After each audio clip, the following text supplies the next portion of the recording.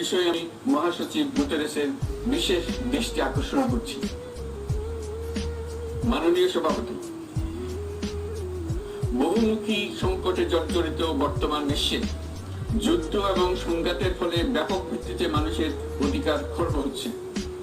বিশ্ববাসীর উদ্বেগ এবং নিন্দা সত্ত্বেও গাজায় গণহত্যা থামছে না।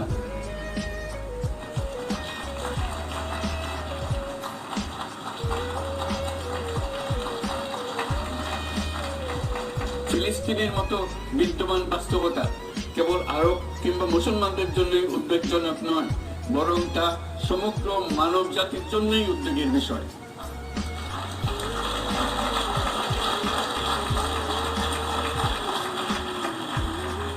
একজন মানুষ হিসেবে প্রত্যেক ফিলিস্তিনির জীবন অমূল্য।